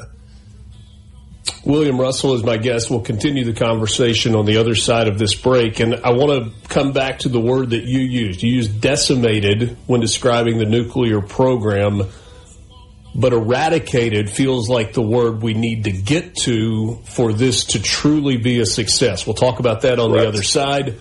Mornings of Richard Cross, SuperTalk Mississippi, streaming at supertalk.fm and SuperTalk TV. MRC is presented by Community Bank. We're back after this.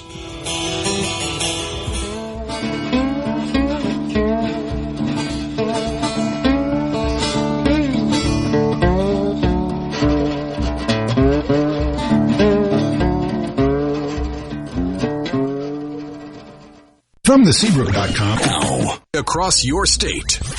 Mornings with Richard Cross on SuperTalk Mississippi. Well, you get down the fiddle and you get down the bow. Kick off your shoes and you throw them on the floor. Dance in the kitchen till the morning light. Louisiana Saturday night. Mornings with Richard Cross. The C Spire text line is open to you. The one plan from C Spire is here. Fiber home internet and wireless, only $99 a month for new and current C Spire customers. One plan, one price, one experience, zero compromise. Get started now at cspire.com/one plan. C Spire, customer inspired. William Russell is my guest. He is a partner with Ballard Partners.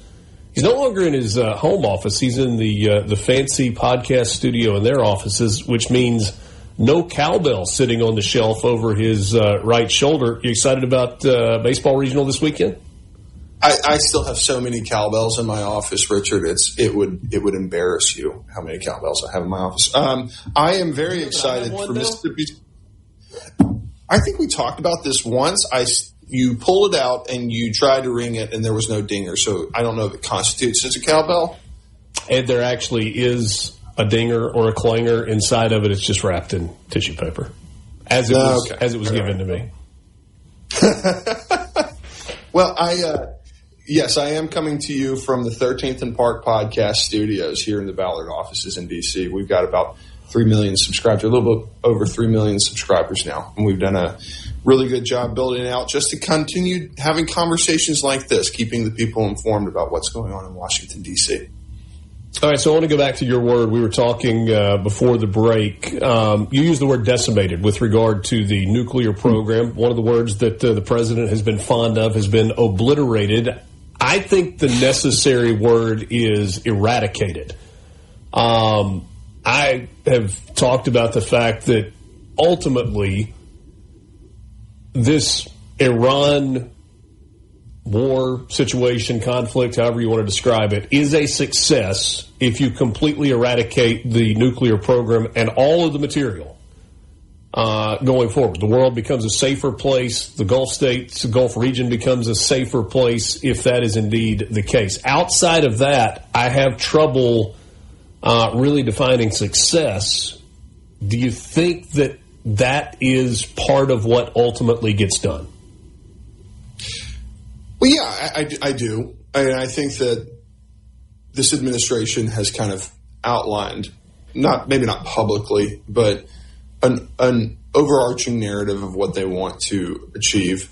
If I were to take a wild stab at, points 1, 2, and 3 of what we need to be doing in country in order to actually eradicate their capabilities, you want to account for, first thing is you want to account for the remaining uranium, the enriched uranium that exists. And by some accounts, so they had about 400 kilos of it, probably down to 200 now. They need to go in, need to get it and remove it, right? That's what the United States needs to do, or destroy it one way or another, right? 2, we need to restore IAEA, which is the very intrusive accountability group that comes in and checks everything out. Iran used to allow IAEA come in to do all of their accounting that they claimed, say what you will, they claim one thing, Iran claims one thing, IAEA claim another. But still, that's the accountability mechanism that we as a global society look to maintain established order in these countries that have enriched uranium, right? And number 3, I would think whatever's left, we need to dismantle and destroy. So when I'm talking about what's left, infrastructure too. So we're talking about centrifuges, we're talking about tunnels, we're talking about workshops, anything that they can use to continue to enrich uranium. Because what I would assume is the know-how is still in country, right? The human element of this. You can have everything in the world sitting in front of you and how to build a nuclear bomb, but you and I, Richard, cannot sit down at that workshop table and build a nuclear bomb because we don't know. So there is still some intellect that we need to go out and find and remove that as well. That would be, for me, if I'm looking at this with the goal of destroying, completely eradicating, eliminating, whatever word you want to use to define this. If that's what I'm wanting to do, these are three clear objectives that we have to hit in order for us to feel comfortable. Yeah, I would argue the secondary piece of that is the Strait of Hormuz and free passage there, but I feel like China's going to take care of that. And Russia may actually even play a role in that. And I know those are not our friends, per se, but they need the strait to be open perhaps even more than the United States needs to have that open. Correct. And I kind of feel like they'll take care of that piece of it.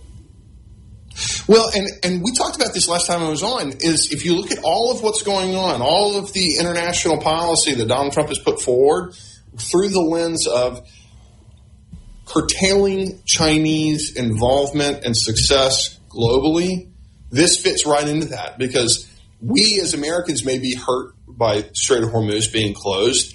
You know who's really suffering? China. They're absolute. What's one of the reasons why the president was so warmly welcomed in Beijing? It's because they need to work with Donald Trump. Donald Trump holds all the cards when it comes to the Strait of Hormuz. It's not China creating a blockade. It's the United States Navy. There has to be some sort of open dialogue because China's getting absolutely raked over the coals right now, which as a China hawk myself and someone who does not want to see them succeed, like this is really, really good. Like I've enjoyed seeing China squirm in this position. But the reality is we live in a global society now, and no matter how much I don't like that, how much we rely on China.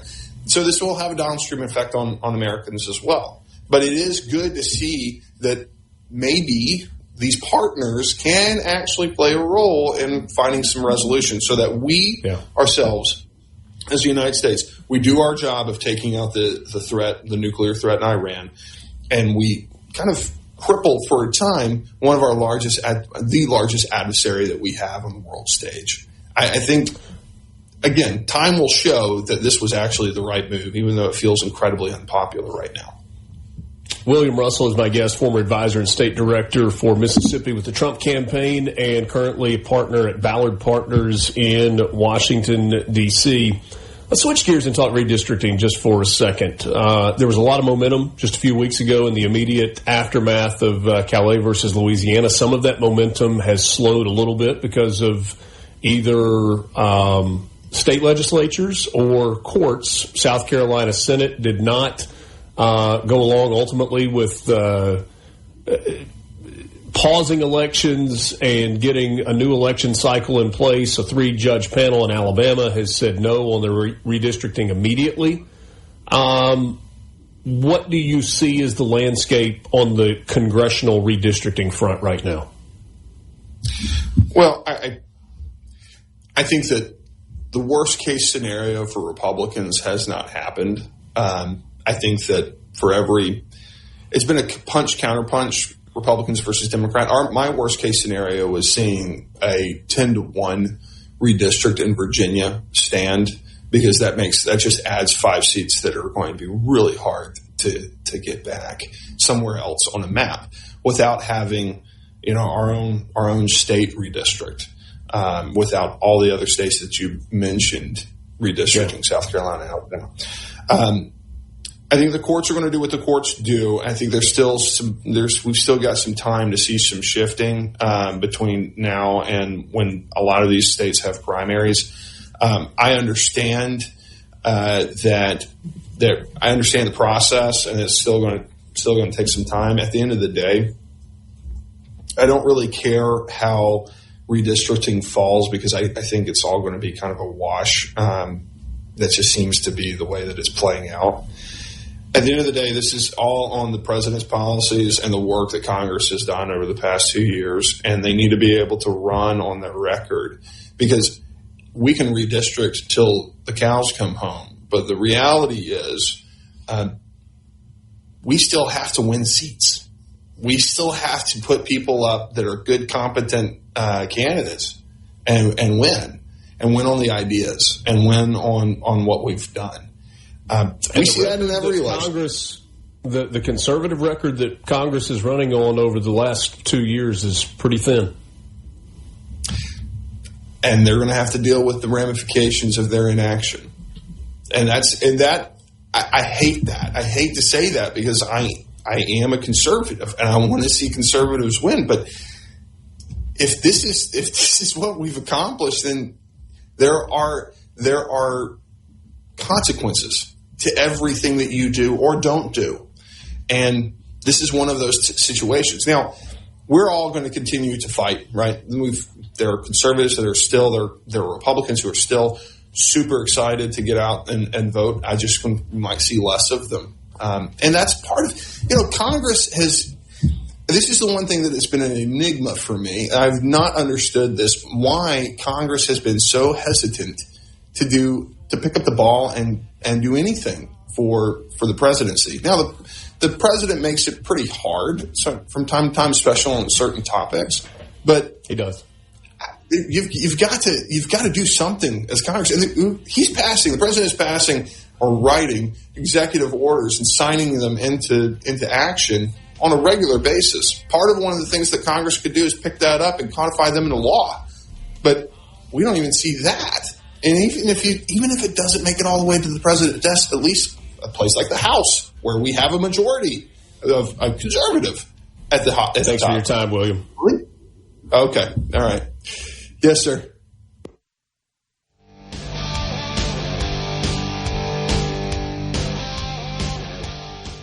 From the Venable Glass. Back to Mornings with Richard Cross on SuperTalk Mississippi and the SuperTalk app.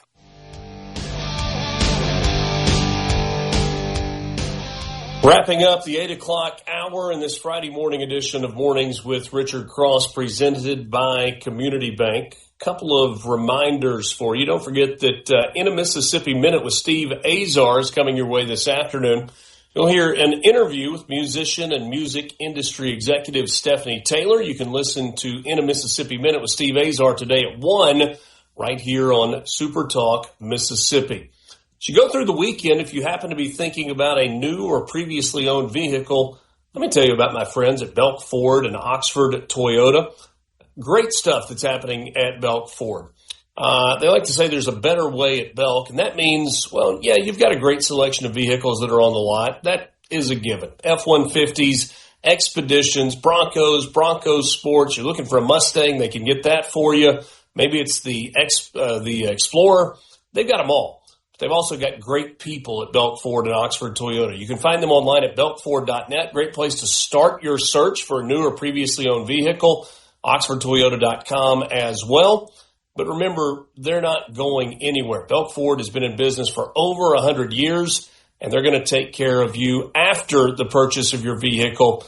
It's an easy process, or at least as easy as the car buying experience can be. Tell them you heard about them on Mornings with Richard Cross. Belk Ford, Oxford Toyota, Highway 6 West in Oxford. So last night we had the Scripps Howard Spelling Bee. It was the 98th edition of the National Spelling Bee Championship, and the winner was 14-year-old, an 8th grader from Rancho Cucamonga, California. His name, Shrey Parikh.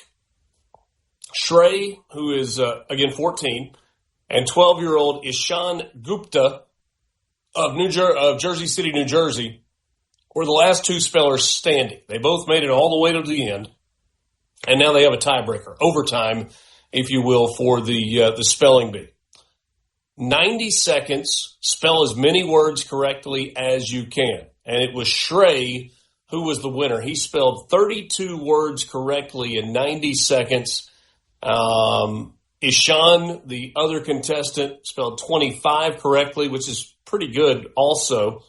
The prize is not bad. Shrey taking home a cash prize of $52,500. A reference work from Encyclopedia Britannica and Merriam-Webster, because who doesn't want that? A custom trophy and commemorative medal, and $1,000 in flight credits from Delta Airlines. Although this was the 98th Scripps Howard National Spelling Bee. He's actually the 111th champion because before they put the overtime rules in effect, they used to just have a tie. And they had several two-way ties and an 8-way tie in 2019. That's no good. Put the overtime rules in effect. Congratulations to Shrey, the winner of the Spelling Bee. Shrey Parikh from California is the victor. All right, it's a baseball Friday all across the country, and what a day of baseball it's going to be. Just a reminder, if the game that you want to watch is not on television, including Southern Miss's game and Mississippi State's game, not on traditional live television, those games are streaming on the ESPN app and at ESPN Plus. Here's your rundown of games. I won't give you all of them, maybe just some that I think are interesting. Kentucky and Wake Forest get started at 11. So do East Carolina and Tennessee. That's in the Chapel Hill Regional.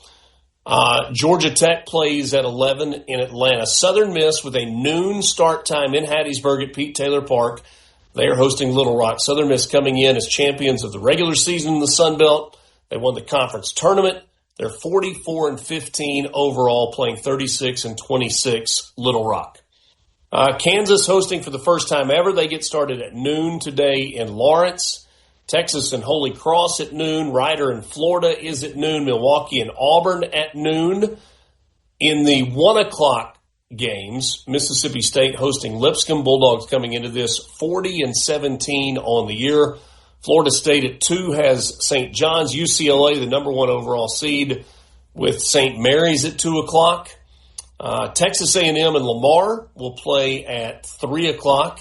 And looking forward to that. That's where I'm going to be in College Station. Lamar and Texas A&M at 3. Nebraska, who is hosting in Lincoln, that's the regional where Ole Miss is playing, will play South Dakota State, 3 o'clock, the scheduled first pitch, hoping that weather will cooperate there. Georgia, the number 3 seed, hosting Long Island. They get started at 4. The 14 seed Arkansas in Lawrence. 14th ranked Arkansas is in Lawrence, Kansas. They're playing Missouri State. Alabama hosting Alabama State at 6 tonight. And Ole Miss and Arizona State get started tentatively at 8 o'clock on a game that will be carried on ESPN2. So that is your baseball weekend. We'll be back with you Monday morning to recap everything that happened over the weekend. Look forward to being with you then. Thanks for joining us on this Friday morning, May 29th. Mornings with Richard Cross, presented by Community Bank. Online at communitybank.net. Community Bank, rooted in our community.